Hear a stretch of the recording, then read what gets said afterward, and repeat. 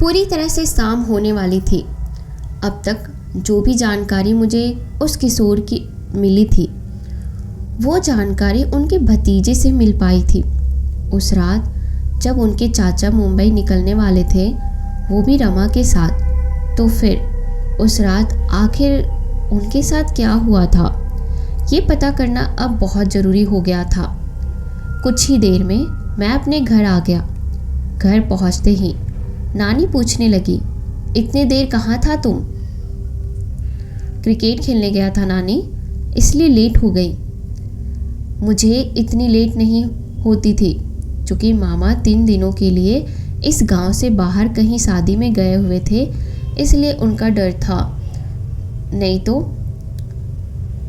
नानी मुझे नहीं डांटती, लेकिन रमा अपने उस बड़े भैया से काफ़ी डरती थी। इतना तो मुझे पता चल चुका था कि रमा कुछ समय के लिए अपना वजूद अस्तित्व उन तीनों को आज सवेरे कुछ समय के लिए मेरे अंदर दिखाई दिया था। आज सवेरे से उस घटना के करीब 12 घंटे बीत चुके थे, लेकिन रमा ने फिर दोबारा अपना वजूद मेरे अंदर नहीं दिखाया। लेकिन काफ़ी सारे सवालों का पुलिंदा मेरे दिमाग के अंदर पैदा कर दिया था। आज रात मैं जल्दी खाना खाकर सो गया था। रात के करीब 11 बजे रमा ने एक थैली में एक कपड़े और गहने लेकर अपने घर से निकल गई। कुछ दूर अपने को छिपते छिपाते वो किशोर के पास पहुंची। किशोर भी रमा का एक गंतव्य जगह इंतजार कर रहा था। वे दोनों आज रात 2 बजे की ट्रेन पकड़कर मुंबई निकलना चाह रहे थे। उन दोनों को पता था अगर वो सड़क से गए तो कोई भी उन दोनों को पहचान लेंगे, इसलिए उसने जंगल के रास्ते को उस रात चुना था। अचानक से उन दोनों को लगा कि बीच जंगल में कोई घात लगाकर बैठा है। तुरंत ही रमा और किशोर ने दौड़ लगाया। उन दोनों की धड़कनें तेज हो चुकी थी। किशोर रमा का हाथ पकड़े और दूसरी हाथ में टॉर्च जलाए तेजी से भाग रहा था। अचानक से उसे लगा उनके पीछे 4 से 5 आदमी उनको पकड़ने के लिए दौड़ रहे हैं। दोनों अपनी जान बचाने की खातिर जी जान लगाए और दौड़ रहे थे। अचानक से किशोर का दाहिना पैर किसी चीज़ में फंस जाता है और वो गिर जाता है। उनके हाथ से रमा का हाथ छूट जाता है और साथ ही साथ किशोर के हाथ से वो टॉर्च उनके पकड़ से दूर चली जाती है। उन 5 आदमी ने किशोर को घेर लिया। इतने में रमा जोर जोर से चिल्लाने लगती है, बचाओ बचाओ। लेकिन उस सुनसान बीहड़ जंगल में कोई भी नहीं था। उनकी आवाज़ सुनने और उन दोनों को बचाने को उन 5 ने या फिर उन 5 में से एक शख्स ने आवाज़ दी, ठिकाने लगा दो। रमा वो आवाज़ सुनकर काफ़ी डर चुकी थी। उनका पूरा शरीर डर के मारे सिहरने लगा था। ये आवाज़ रमा के बड़े भैया की थी, यानी संतोष मामा की। इतना सुनते ही उन 4 में एक शख्स ने अचानक से किशोर के सर पे जोर से वार किया था। अचानक से मेरी नींद खुली। मैं अपने बिस्तर पे उठकर बैठ गया। ये सारी घटनाएं मेरे सपने में घटित हो रही थी। मेरी धड़कन काफ़ी तेज धड़क रही थी। मेरी धड़कन को इस तरह धड़कते ही मैं सोचा कुछ समय में कि रमा मेरे सपने में क्यों आई। कुछ भी समझ में नहीं आ रहा था। घड़ी में समय देखा तो रात के 3 बज चुके थे। बिस्तर के बगल के मेज पे पानी का गिलास रखा हुआ था। मैंने एक गिलास पानी पिया। इस सपने में बात तो क्लियर हो चुका था। उस रात ही उस जंगल में किशोर के साथ अप्रिय घटना घटी थी। अब तक मुझे ये पता चल चुका था कि उस रात रमा किशोर के साथ चोरी छिपे मुंबई निकलने वाली थी। और उस रात उन दोनों ने जंगल का रास्ता चुना था। लेकिन उन दोनों को ये पता नहीं था कि कोई उन दोनों का उस जंगल में भी घात लगाकर बैठा है। रमा के परिवार वालों ने ही जिंदा जलाकर उसी रात मार डाला था, लेकिन उस किशोर के सर पे पीछे से वार हुआ था और उसके बाद उनके साथ क्या हुआ ये अब तक मुझे पता नहीं चल पाया था। मेरी नींद खुल चुकी थी। घड़ी की तरफ देखा तो रात के 3 बज रहे थे। मैं उठकर एक गिलास पानी पिया। अब मेरे दिमाग में यही चल रहा था कि आखिर रमा मुझे ही क्यों ये सब अपने सपने में दिखा रही थी। आखिर वो कौन सा जंगल था जहाँ किशोर के सर पे पीछे से मारा गया था और उसके साथ क्या हुआ था ये पता करना अब और भी ज़रूरी हो गया था। मन से काफ़ी सारा सवाल लिए हुए मुझे कब फिर से नींद आ गई पता ही नहीं चल पाया। अगली सुबह मेरे नाना जी मुझे उठाने आए। मुझे उठाते ही उसने कहा, जाओ ऊपर छत पे जाकर कबूतरों को दाना दे दो। मुझे कबूतरों को दाना खिलाना काफ़ी ज़्यादा अच्छा लगता था। मैं तुरंत ही उठकर छत की सीढ़ी से जैसे ही चढ़ना शुरू किया कि मुझे अचानक से अपनी बाईं बगल में ऐसा आभास हुआ कि शायद कोई हो। मैंने तुरंत ही अपनी बाईं बगल मुड़ा। रमा खड़ी थी उस जगह पे।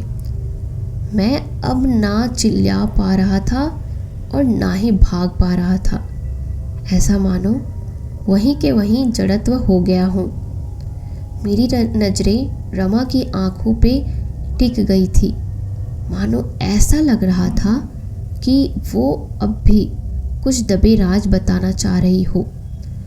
मैं यथावत वैसे ही उस सीढ़ी पर खड़ा रहा और मेरी आंखें रमा के आंखों के अंदर ना जाने कितने देर तक उस दबे राज को जानना चाह रहा था। अचानक से किसी ने मुझे पीछे से झटका देकर मेरा नाम पुकारा। अब मुझे ऐसा लग रहा था कि किसी ने मेरे उस जड़त्व को झकझोर दिया हो। मेरे पीछे आने वाली आवाज़ रमा की मम्मी यानी नानी जी की थी। वो आवाज़ सुनते ही रमा काफ़ी उग्र हो गई और गुस्से में आकर उनकी नज़रें मुझसे हटकर अपनी मम्मी पे जा चुकी थी। उनकी नज़रें हटते ही मैं चिल्ला उठा, नानी रमा। इससे पहले कि कुछ बोल पाता मेरी आंखें तनती जा रही थी। मेरी नानी रमा का नाम सुनते ही काफ़ी डर गई। वो तेजी से पलटकर उस सीढ़ी रूम से भागना चाह रही थी। इधर रमा मेरे अंदर अपना वजूद एक बार फिर से दिखाना शुरू कर दिया। मेरी गर्दन जैसे ही बाईं तरफ मुड़ा वैसे ही उस सीढ़ी रूम का दरवाज़ा जोर से बंद हो गया। रमा की मम्मी उस सीढ़ी के बंद दरवाजे से जोर से टकराई। रमा की मम्मी अब डर के मारे जोर जोर से चिल्लाने लगी, रमा के पापा, रमा के पापा। रमा अपना नाम सुनकर और भी उग्र होती जा रही थी। अचानक से मैं बोल पड़ा, क्यों डर लग रहा है मेरे से? ये मेरी आवाज़ नहीं थी, ये रमा की आवाज़ थी। रमा का वजूद अब मेरे अंदर आ चुका था। 2 मिनट के लिए दरवाज़ा क्या बंद हुआ, चिल्लाने लगी, रमा के पापा, रमा के पापा। और तुम सबने जो मुझे पिछले 10 सालों से उस बंद दरवाजे में कैद करके रखा था, उसका क्या? रमा की मम्मी ये सुनते ही अपने हाथ जोड़कर गिड़गिड़ाने लगी, माफ़ कर दे बेटी, बहुत बड़ा पाप किया है हम सब ने। इतना सुनते ही रमा जोर जोर से हंसने लगी। अचानक से रमा चुप हो गई। इतने में रमा के कानों में एक आवाज़ सुनाई पड़ी, रमा बेटी दरवाज़ा खोल। रमा के पिता की वो आवाज़ थी। वो आवाज़ सुनते ही रमा का वो उग्र स्वभाव काफ़ी हद तक नॉर्मल हो चुका था। एक झटके में सीढ़ी रूम का वो दरवाज़ा खुल गया। सामने ही रमा के पिता खड़े थे। जैसे ही रमा के पिता ने अपना कदम बढ़ाया कि मैं बेहोश होकर उसी सीढ़ी पर गिर पड़ा। एक बार फिर रमा मुझे छोड़कर जा चुकी थी। बेहोश होते ही नाना नानी ने मुझे उठाकर मेरे बेडरूम में ले जाकर सुला दिया। अब मेरी तबीयत और भी बिगड़ती जा रही थी। करीब 6 घंटे के बाद मुझे होश आया। होश आते ही ऐसा लग रहा था कि पूरा बदन दर्द कर रहा हो। पूरा शरीर दर्द के मारे ऐंठ रहा था। मेरे नाना और नानी काफ़ी डर चुके थे। मेरे होश में आते ही वो दोनों मेरे पास आकर बैठ गए। उन दोनों को कुछ समझ में नहीं आ रहा था। अब भी 3 दिन से ज़्यादा का समय बचा हुआ था उस तांत्रिक के यहाँ पहुँचने में। अचानक मेरे नाना जी ने कहा, श्यामा और तुम्हारे पापा को भी बुला लेते हैं। श्यामा मेरी मम्मी का नाम था। मैं उनके मुंह से ये बात सुनकर उनको मना भी नहीं कर पा रहा था, क्योंकि बेवजह उन्हें परेशान कर रहे थे वो। लेकिन अब उन लोगों को ये आभास हो चुका था कि परेशानी सच में बहुत काफ़ी बढ़ चुकी है। अंदर ही अंदर मुझे भी ये एहसास हो चुका था कि रह रहकर रमा का वजूद मेरे अंदर आ जा रहा था। 10 साल पहले जो खूनी खेल इस सभी लोगों ने मिलकर रमा और किशोर के साथ खेला था, वो अब तक उस रहस्य को उस बंद दरवाजे के अंदर दबा कर रखे हुए थे। लेकिन अब उनकी आत्मा खुलकर उनके सामने आ चुकी थी। उन अपने पिछले 10 साल का बदला उन्हें किसी न किसी रूप में लेना ही था। अगली सुबह उस गांव में एक पुलिस ऑफिसर की मौत से हड़कंप मच गया था। उनकी पत्नी ने ही उनका गला रेतकर मार डाला था। ये खबर सुनते ही रमा का भाई वो शादी छोड़कर अपने घर लौट आया। घर आते ही वो काफ़ी परेशान हो चुका था। एक तरफ मैं भी बिस्तर पे पड़ा पड़ा मेरी तबीयत और भी बिगड़ती जा रही थी। अगले दिन मेरे मम्मी और पापा भी मेरे पास पहुंच चुके थे।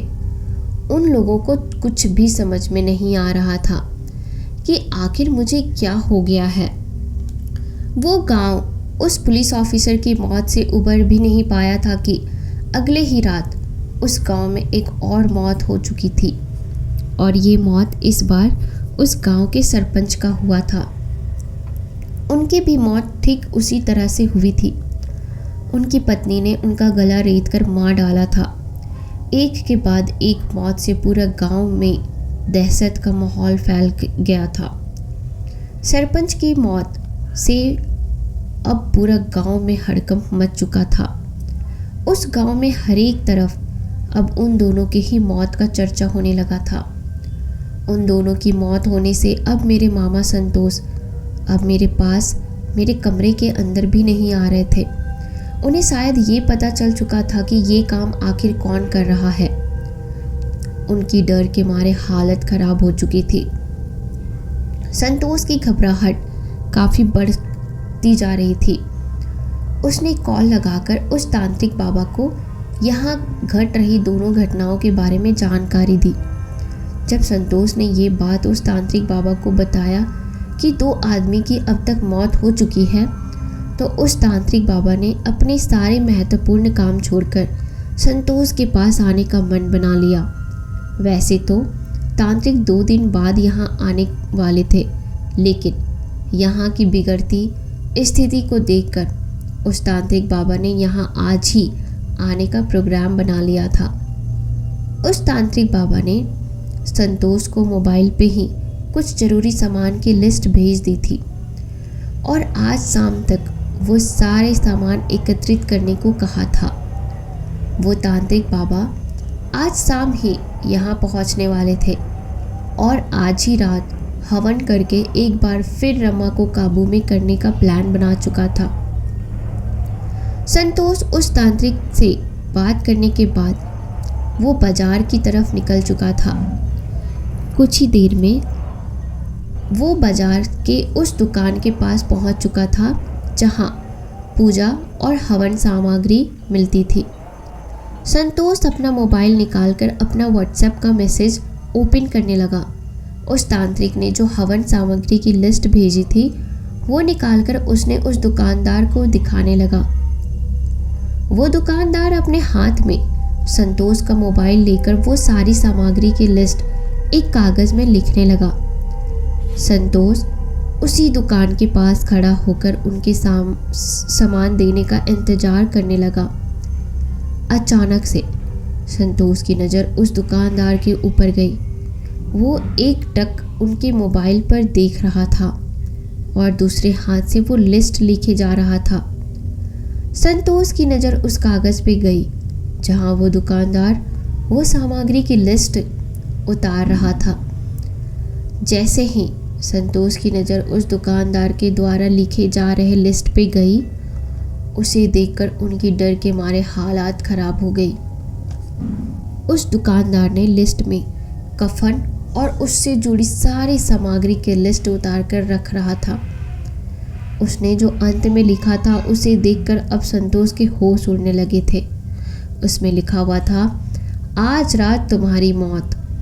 उसने तेजी से दुकानदार के हाथ से मोबाइल छीनकर उस लिस्ट को देखने लगा। वो लिस्ट वहाँ थी ही नहीं, बल्कि एक तस्वीर दिख रही थी जिनमें 2 आदमी कसकर किसी एक आदमी को पकड़े हुए थे।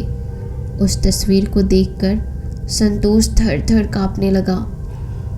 ये तस्वीर आज से 10 साल पहले उस रात उसी जंगल की तस्वीर थी।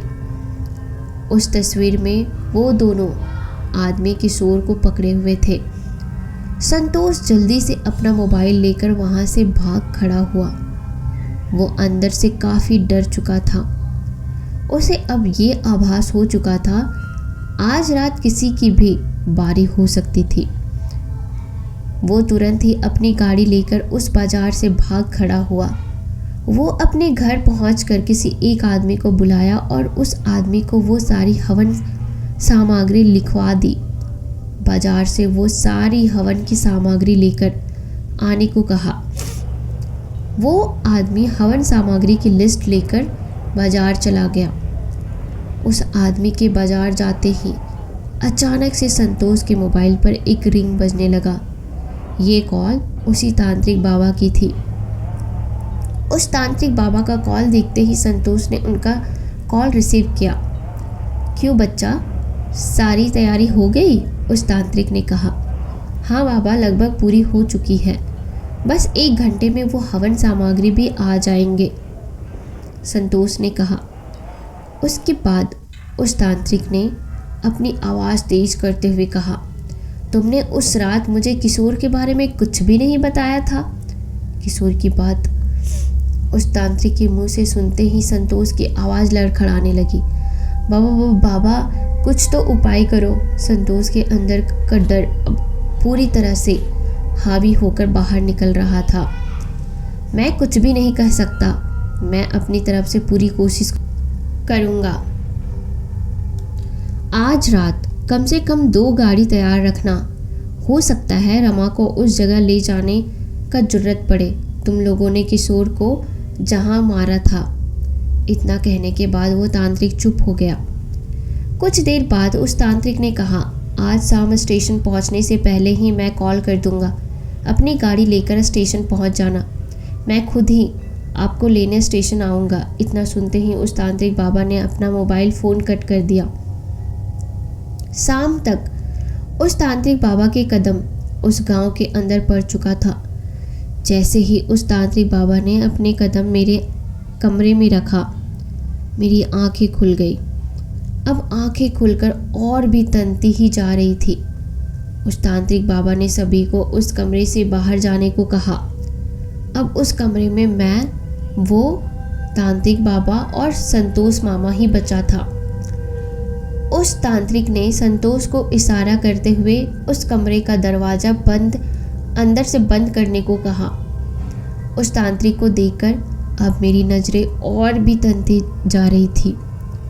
उस तांत्रिक ने कुछ मंत्रों का जाप करने के बाद उसने अपने कमंडल से अभिमंत्रित जल अपने हाथ से लेकर जैसे ही रमा के ऊपर छीटा कि मेरा शरीर हवा में कई फीट ऊपर जाकर तैरने लगा। मेरा शरीर कई फीट ऊपर हवा में तैरने लगा। अचानक से मुझे ऐसा लगा जैसे कोई मुझे जोर से पीछे की ओर खींच रहा है। मैं अपनी पूरी ताकत के साथ अपने शरीर को उसी जगह कायम रखना चाह रहा था, लेकिन कोई और ही शक्ति मुझे वहाँ से पीछे की तरफ खींच रही थी। एक झटके में मेरा शरीर पीछे की दीवार से चिपक गया, जैसे कोई लोहा चुंबक के साथ चिपक जाता है। मैं अपनी पूरी शक्ति लगाकर भी उस दीवार से अपने आप को अलग नहीं कर पा रहा था। अचानक से उस तांत्रिक बाबा ने कहा, छोड़ दे उस बच्चे को। इतना सुनते ही रमा अपना सर हिलाने लगी। नहीं, जब तक मैं अपना बदला ना ले लूँ तब तक नहीं। तूने मुझे पिछले 10 सालों से कैद करके रखा था, लेकिन इस बार नहीं। इतना कहते ही रमा ने मेरा शरीर पूरी जोर लगाकर उस जगह से उखाड़कर आगे की तरफ धक्का देती है। करीब 15 फीट की दूरी रही होगी मेरे और उस तांत्रिक बाबा के बीच। जैसे ही उसने धक्का दिया, उधर वो तांत्रिक बाबा और संतोष अपनी जगह से ऐसे उछले जैसे मानो किसी ने उन दोनों को काफ़ी जोर से धक्का दिया हो। वे दोनों अपनी जगह से कई फीट दूर दीवार से टकराकर नीचे गिर पड़े। उस तांत्रिक बाबा के हाथ से अभिमंत्रित किया हुआ जल से भरा कमंडल हाथ से छूटकर फर्श पे गिर पड़ा। वो तांत्रिक नीचे गिरते ही तुरंत फिर से अपनी कमंडल के पास पहुंचना चाह रहा था कि अचानक उससे पहले ही रमा ने एक बार फिर से उसे धक्का दिया। इस बार वो तांत्रिक काफ़ी जोर से उस दीवार से टकराया था। इतने में संतोष डर के मारे तेजी से उठकर उस कमरे की दरवाजे की तरफ दौड़ा। जैसे ही संतोष ने अपना हाथ उस दरवाजे की चिटकिनी तक पहुंचाया ही था कि रमा ने अपना सर उसकी तरफ घुमा दी। रमा जैसे जैसे अपना सर ऊपर की ओर कर रही थी, वैसे वैसे संतोष हवा में ऊपर उठने लगा। अचानक से रमा ने अपना सर बाईं तरफ जोर से झटका। जैसे ही रमा ने अपना सर बाईं तरफ झटका, वैसे ही संतोष उस दरवाजे से हटकर कई फीट दूर बाईं तरफ दीवार से टकराकर नीचे गिर पड़ा। उस कमरे में तांत्रिक बाबा और संतोष दोनों अधमरे बेसुध जमीन पर पड़े हुए थे। मैं धीरे धीरे उनके पास चलकर जाने लगी। जैसे ही मैं उस दोनों के पास पहुंचा, वैसे ही अचानक से वो तांत्रिक अपनी जगह उठ खड़ा हुआ। उसने बड़ी चालाकी से अपना एक हाथ अपने कंधे से टंगी एक थैले में डालकर रखा था। जैसे ही वो अपनी जगह खड़ा हुआ ही था कि रमा एक बार फिर से उस तांत्रिक को धक्का देना चाह रही थी कि अचानक से रमा की नज़र उस तांत्रिक के हाथ में थमी एक बोतल पे गई।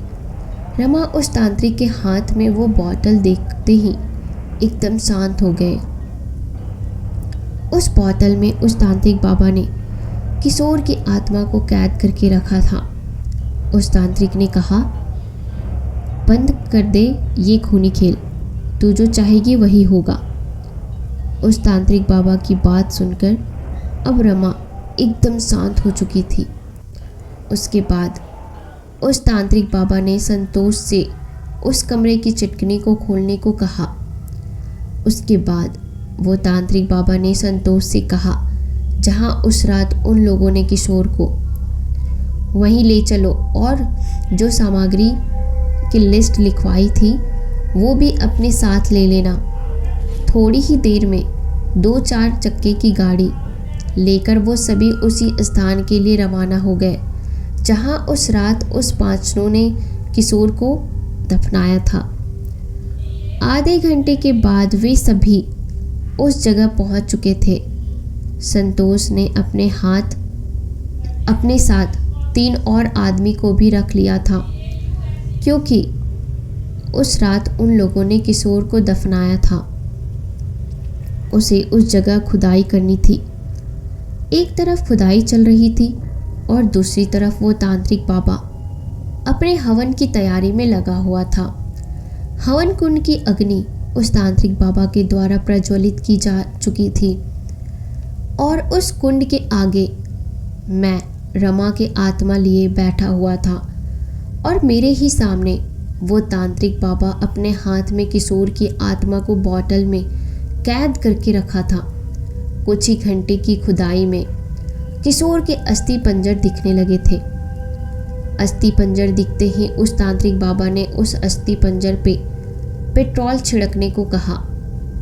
उस तांत्रिक बाबा की बात सुनकर संतोष ने अपने असिस्टेंट से गाड़ी की पिछली डिक्की से पेट्रोल भरा गैलन लाने को कहा। कुछ ही समय के बाद संतोष से 4 गैलन पेट्रोल किशोर के उस अस्थि पंजर के ऊपर उड़ेल दिया। इधर वो तांत्रिक बाबा अपनी आंखें बंद किए मंत्र का उच्चारण किए जा रहा था। अचानक से उस तांत्रिक बाबा ने अपना आंख खोलकर रमा से बातें करने लगा। कुछ देर बातें करने के बाद इस तांत्रिक ने अपने थैले से एक कोरा कागज निकालकर उस हवन कुंड के ऊपर दोनों हाथों से पकड़कर घुमाने लगा। उस तांत्रिक बाबा ने संतोष को अपने पास बुलाकर उस हवन कुंड से एक जलती लकड़ी उनके हाथ में देकर कहा, आग लगा दो किशोर के अस्थि पंजर को। इतना सुनते ही रमा एक बार फिर से भड़क गई। संतोष तेजी से वो हवन की जलती लकड़ी लेकर किशोर के अस्थि पंजर की तरफ दौड़ा। इधर रमा छटपटा उठी, लेकिन किशोर को उस बोतल में कैद देकर बेबस थी। अचानक से हवा का एक तेज झोंका आया, लेकिन तब तक संतोष किशोर के अस्थि पंजर में आग लगा चुका था। पेट्रोल की धधक से वो आग की लपटें कई फीट ऊपर तक जा पहुंची थी।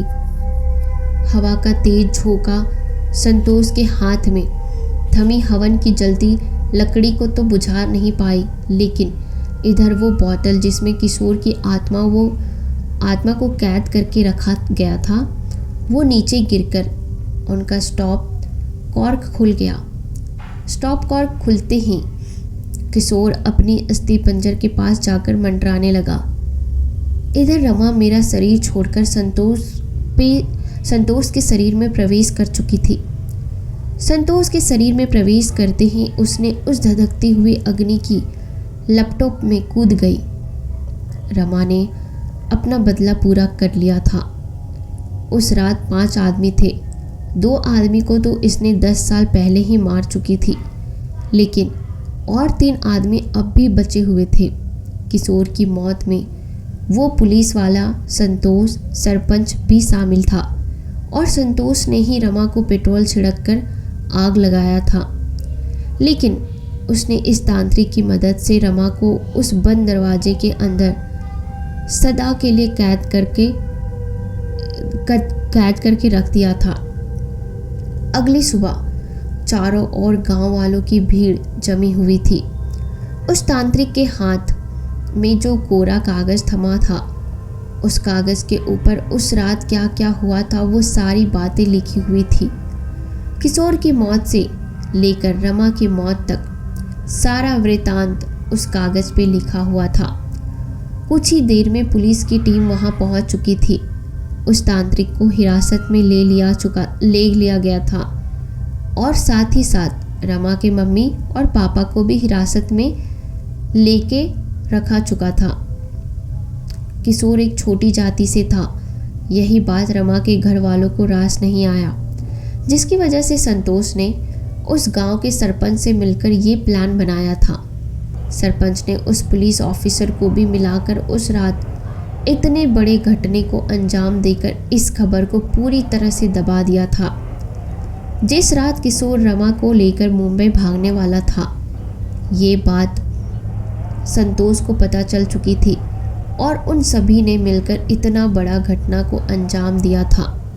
तो दोस्तों, आपको यह कहानी कैसी लगी मुझे कमेंट सेक्शन में ज़रूर बताना और मुझे ये बताना कि मैंने उस बंद दरवाजे को खोलकर सही किया या गलत। आप मुझे ये भी बताना। और अगर आप इस कहानी का पहला पार्ट नहीं देखे हो तो आप मेरे चैनल पे जाकर पहले इस कहानी का पहला पार्ट सुनो, तब जाकर के ये कहानी आपको पूरी तरीके से समझ आएगी। और इस कहानी का पहला पार्ट आप तभी सुन सकते हो जब आप मेरे चैनल को सब्सक्राइब करोगे।